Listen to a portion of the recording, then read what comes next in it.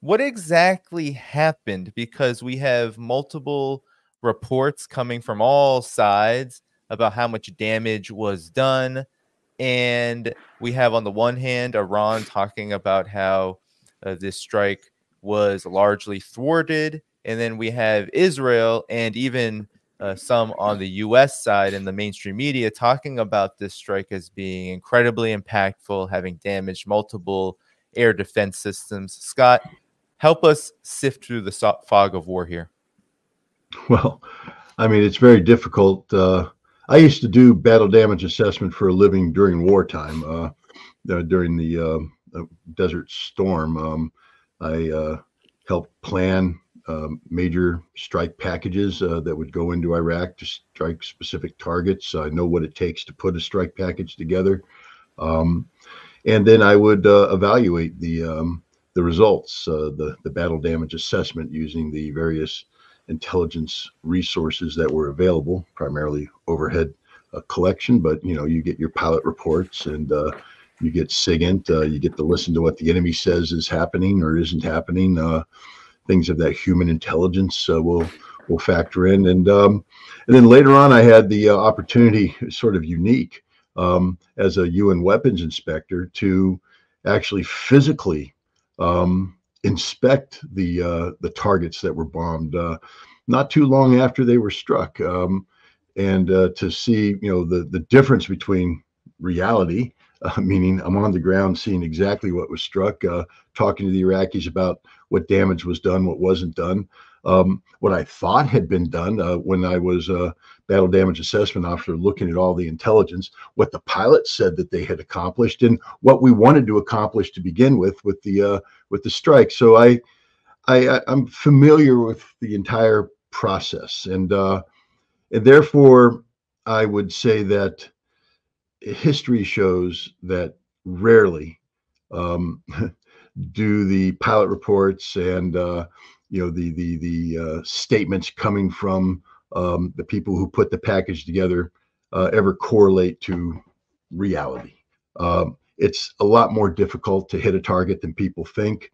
And it's, even if you hit the target, to hit the target the way it needs to be hit to destroy the target is likewise not something that's easy.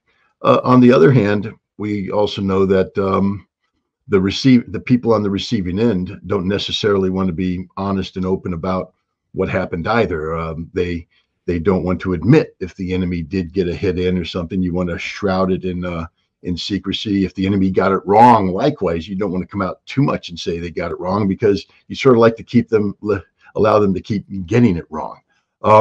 And so, here we are Monday morning quarterbacking this from thousands of miles away with absolutely incomplete data sets.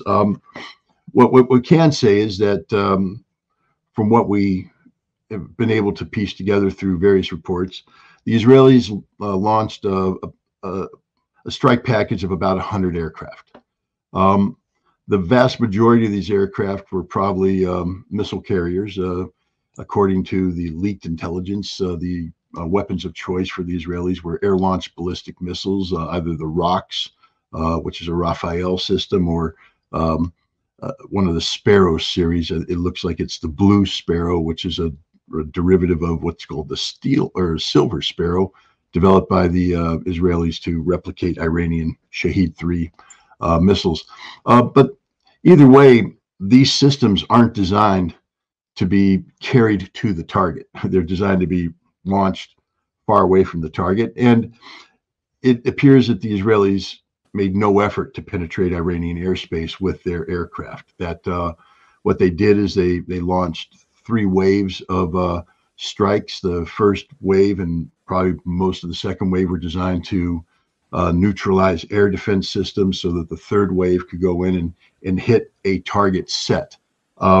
The intelligence talks about 16 what's called Golden Horizon, which appears to be the Blue Sparrow air-launched ballistic missiles. These are probably your long-range systems that are ideal for striking targets in and around the capital city of Tehran. Before the strike happened, I wrote a paper which I speculated that the target deck could either be related to ballistic missile production, which would have some relevance, meaning that the Israelis could say we're legitimately striking those targets which produced the missiles that had been fired at us, so this is a legitimate attack, or a decapitation strike, playing on Netanyahu's words about wanting to replicate in Iran what had already been done in Lebanon, the assassination of Nasrallah, etc. But either way, this is not the huge, game-changing, earth-shattering attack that Netanyahu had been promising. He had been saying that we were going to rock Iran's boat. This was going to be something that would cause the whole world and the whole region to wake up. No, 16 missiles isn't that much. When one of the first strikes we launched in Iraq against the Iraqis was against the Taji missile production and storage facility north of Baghdad.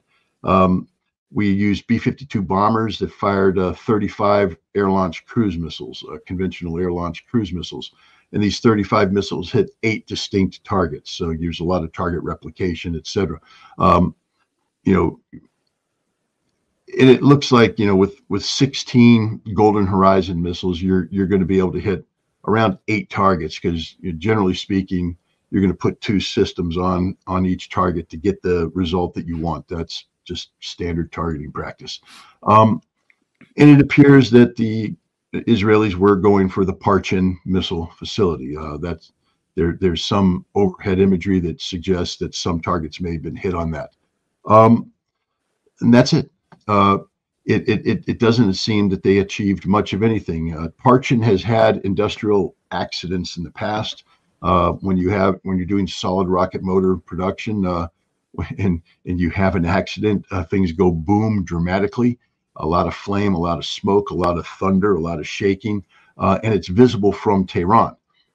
There's nothing coming out of Tehran that shows Parchin going boom. There's no flame. There's no smoke. The imagery shows what looks like some impact points. I have to tell you, it's very deceptive. If the construction type that you see at Parchin is standard solid rocket motor production, construction.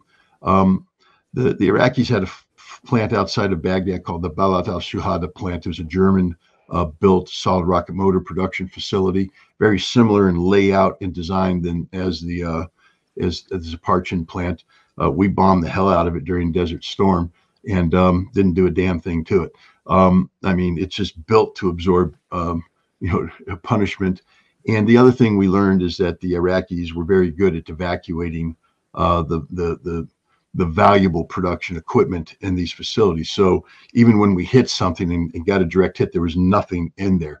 My understanding is that the Iranians got a couple hours heads up from the Russians, and that given that they'd be fools to leave, very valuable mixing equipment, in place. And so I believe they, like anybody would have, pre-identified evacuation areas. They would remove this stuff to those evacuation areas, and whatever the Israelis hit, it didn't accomplish anything. That's my understanding. It's also my understanding that the Israelis, again, none of their aircraft penetrated Iran. They weren't designed to penetrate Iran. They weren't intended. They launched from around what we would call Balad Air Base, Salahaddin province, north of Baghdad. That's an area that the Israelis were familiar with, because when the United States had a major base in Balad, the Israelis flew in and out of there all the time as part of covert operations, etc. So they're familiar with that operation. They had their F-35 combat air patrol overhead, and the F-35 is supposed to be stealthy. And it's my understanding that the Iranians locked onto the F-35 with an unidentified system, either an S-400 or an Iranian indigenous radar, and it scared the you-know-what out of the Israelis, because you're not supposed to be locking on to an F-35. And the Iranians went, hello, we see you, we're here, and we could shoot you down if we wanted to. And that caused the Israelis to actually abort part of their mission. So not every rocket got off. This was not a successful strike for the Israelis. All the evidence points to this being that. When you read the media, and I'll leave it here, you just see the stupidity of the people that are crafting the pro-Israeli narrative. One of the things that are saying, in addition to knocking out all of the S-300 radars and all the Iranian radars, they say, and this was the Israeli plan. By knocking out these radars, they've made it impossible for Iran to launch future ballistic missile strikes against Israel because they can't guide their missiles to their target without these radars. And and on Twitter, everybody's going, "Yeah, Israel all the way." And I'm like, "You guys don't know anything about ballistic missile guidance and control, do you? Because that ain't how it works." But it just shows the ignorance that's out there. I think Iran came out of this looking pretty good. I don't know how many systems they shot down. I don't know how many they jammed. But I can say with a high degree of confidence that very few of the targets that they were intending to strike were struck. And if they were trying to take out the Parchin ballistic missile production facility, they failed miserably. Ray, I wanted to bring it to you with this question, given what Scott has said and given this attack that Israel launched on Iran. You were a CIA analyst and you have briefed presidents. I'm curious on what you would say to the current president. I know that Joe Biden is having his difficulties in many respects, however, with cognition and other things. But what would you say to, I guess, the Biden administration, those who are looking on at this, trying to understand what's going on? And what would you tell them about this strike and how they should proceed, given this broader context, too, of what has now been multiple Iranian and Israeli, back and forth with these kind of strikes, and it seems the situation is escalating? Well, Danny, that's a good question. Here it is, 2024.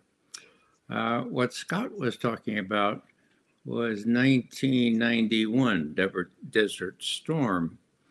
Now, during those days, there was an independent interagency group called the National Photographic Interpretation Center that was manned mostly by CIA, but also DIA and other photo interpreters. And you could pretty much rely on that group to tell you the truth. Why? Because CIA ran it, and CIA in those days was not supposed to have any special glint on things, okay? Now, that dissipated in 1996 when John Deutsch, who was head of the CIA, decided that he wanted to be Secretary of Defense, and his best friend, Bill Perry, said, yeah, this is guaranteed, but you might want to give an extra special thing to the Pentagon.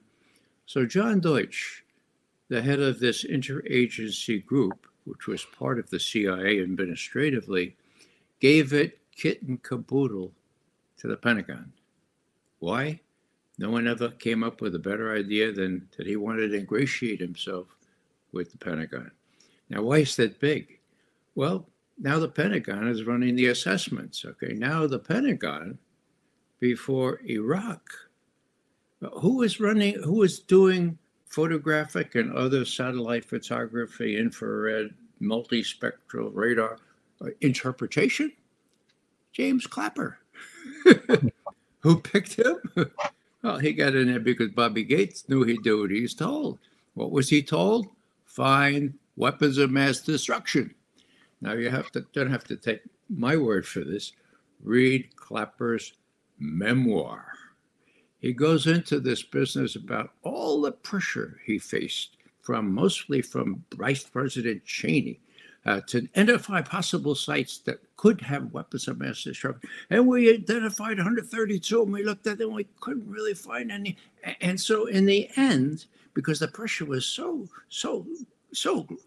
heavy, and I was part of this, I acknowledge my role. Well, in the end, we found things that weren't really there. He says that in his book.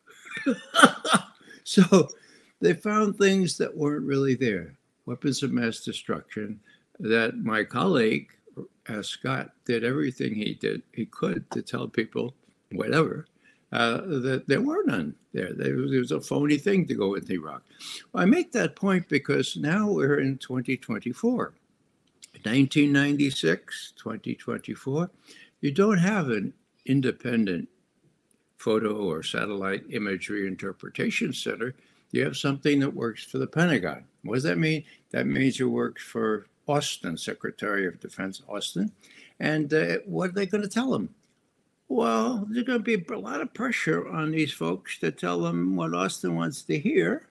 And so you'll have somebody from this interpretation center write a memoir 20 years from now, say, well, we told them this because we were leaned on hard to tell them that. In other words, there's no real reliance on objective assessments of imagery intelligence anymore. And that all goes to personal interests and just a willingness to sacrifice institutional interests. There is no independent imagery analysis group anymore. So what is Austin being told? Oh, what would I do? As you originally asked me, would I go down to what's left of NPIC, where the photo interpreters and satellite analysts work, and I would talk to them directly. What do you see? What's going on? Okay. And then I would read the reports that they're forced to issue, and I'd compare them, and hopefully they'd be the same, but they're probably likely to be different. I would tell the president what these experts told me, not what their managers told them, because the managers are likely to tell the president what they want to hear. Now, I was really glad to hear Scott's recapitulation of what went down. When we formed Veteran Intelligence Professionals for Sanity, the reason for the sanity word was that email was just coming onto line then. Okay, we're talking 2002 or so. Okay, and so here we are working alone. I'm in my office, and Scott's in his, and Larry Wilkerson is his, and we have no. It's not collegial anymore. You don't like if I say, "Hey, I think Cheney is lying through his teeth here. Well, what do you think?" You get a sanity check, right? You get a sanity check. No possibility of that. So we did this all by email. Now we don't even have time to do it by email. I haven't talked to Scott like the way we used to do in comparing these things, because Scott is interviewing all the time and I'm interviewing half the time. Okay. So what I'm saying here, Danny, is you perform a real good service bringing us together. I hearing for the first time Scott's latest recapitulation of what happened, and now I'm going to offer my own. And it's a little bit different, but not very much. On October 1st, we had that very widespread attack by Iran. They showed that in ordinary circumstances, Israel should have felt deterred. Deterred, right? Not by nuclear weapons in Iran, but by hypersonic missiles that cannot be defended against, okay? They shot up that airfield real good, okay? I don't know what the president was told about from the bomb damage assessment, but we know that many of those missiles hit that airfield, right? So that's the first. Now, the 2nd of October, Netanyahu and you all get up and say, my God, we're going to strike, we're going to strike. And somebody says, yeah, we're going to strike. It's going to be so bad. There's going to be a surprise at the end of it. We're going to neuter these people, right? Okay. Well, nothing happens. And then we have Yom Kippur. And people say, oh, well, it's probably because of Yom Kippur. They wouldn't do it on Yom Kippur. But then Yom Kippur passes. So here a media analyst or just a political analyst looks at all these things and there's got to be an explanation as to why you haven't done this damn thing, okay? And then the 18th comes, and there's those 2 leaks, major leaks, very embarrassing leaks of what the Israelis were doing in terms of preparing for this thing. So then we finally get the attack, and it's very, very measured, as Scott said, or very not what anybody expected. So why? I go back to what I thought originally, and that is that the Israeli army doesn't want this kind of wooden war. U.S. Army certainly doesn't want it. And has the U.S. Army, has the Pentagon some kind of record and standing up on its own 2 feet and having the kind of cojones to go directly to the president or to Sullivan and say, look, this is crazy? Yes, they do. When was that? Oh, that was about 7 weeks ago. What happened? Well, Tony Blinken wanted to give permission for people to use longer range missilery against the inside of Russia, okay? Not a lot inside Russia, but enough to cross what we thought was a red line that Russia had set. And he was all set to do that. And then the Pentagon said no. They said no the day before in an open press conference, okay? So the next day when Keir Starmer came from London to give Biden the target list and all that kind of stuff and get permission to use his Storm Shadow mesh, it has U.S. software in it, proprietary software. So that's one of the reasons. So what happens? Well, the president's just been told the military doesn't go along with this. Blinken doesn't know what he's talking about. And Sullivan says, listen to the military this time. Long story short, the military overruled the fellow who I think can appropriately be called Netanyahu's lawyer, Tony Blinken, okay? Now, why all this? Well, that created a precedent that was pretty much unprecedented in a long time. And the Israelis are looking on this, and the Israeli army is looking on this. And as I reconstructed, the American army is saying there were 2 4-stars that went to Tel Aviv. What, to participate in retaliating? Because I don't think so. My view, my guess, was they went, look, don't give Netanyahu the idea he can do this with impunity, or worse still, that if he does this and he gets in trouble, we'll go in automatically, okay? We know what a mousetrap is when we see one. We're going to tell Biden, don't be mousetrapped. Now, that would have been idle chatter were it not for that precedent that I just set, the one on Ukraine, where the military prevailed. So this is largely guesswork. But the way I look at it, from the 1st to the 18th, they were really kind of deterred by the military being reluctant to join in this fray, and our military telling Israeli military, look, you tell Netanyahu that we're against it, okay? We don't know if we're going to prevail this time. It's very sensitive politically, but we're going to tell Biden, don't do it if you get into dire straits. So if that's what happened, then on the 18th, we have this leak, which Scott would know better than I, how much that might have prejudiced these plans that the Israelis had. They were very detailed, and they had to hurt somewhat. So I think the conflation of this report, that the 2 reports that were highly classified and leaked by someone who apparently wanted to stop World War III, huh? Big deal.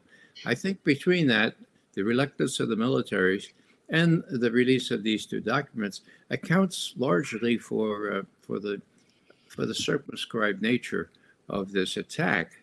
There's one other thing. There's a rumor going around that there were supposed to be 3 waves, right? And the first wave sort of met the kind of conditions that Scott described, including, whoa, these stealth fighters, not real stealthy, you know? Maybe couldn't even go trick-or-treating tomorrow, you know? They're not that stealthy, right? And that the last 2 waves were canceled. Now, that comes primarily from Alistair Crook, who's no slouch on these things. So I haven't heard any confirmation of that. And again, this is sort of a sanity check. Scott, could you give me a sanity check on what you think of what Alistair was told? Look, I have nothing but the highest respect for Alistair Crook. He's just so that people know, he's a former Secret Intelligence Service officer, MI6, with extensive experience in the Middle East, especially with the Palestinian-Israeli issue. He has impeccable sources in the region, and so if he says that he's told something, you sort of say, okay. I mean, it's like getting it as close to, from the horse's mouth as possible. So there's no reason for me to doubt what he's saying. I'd be interested in learning more about what these waves are trying to do. Having planned some strikes in the past, the idea of 3 waves, you never suppress enemy air defense. And what you don't want to do is go in and kick up a hornet's nest and then have that hornet's nest totally active and buzzing and send another wave in. So were these waves going to different target sets, in Iran, one against, apparently Tehran, were there other target sets? It just, again, I trust Alistair implicitly, and his sources have historically proven to be 100% correct. Just the military guy in me, this just raises a lot more questions that has my poor little brain begging for answers. Thank you for tuning in to my latest video. I appreciate all of your support. This channel, however, needs your help. I am seeking to make this channel more sustainable in the long term and upgrade necessary equipment to ensure that this work continues onward and makes progress to give you all of the geopolitical analysis that you all deserve. For that reason, I'm asking you to become a member of my Patreon community at patreon.com/DannyDhaiphong. You can find that link in the video description or in the pinned comment below. For whatever amount you choose to give, just know you are supporting independent media that you can't find anywhere else. Thank you so much, and I look forward to the next video.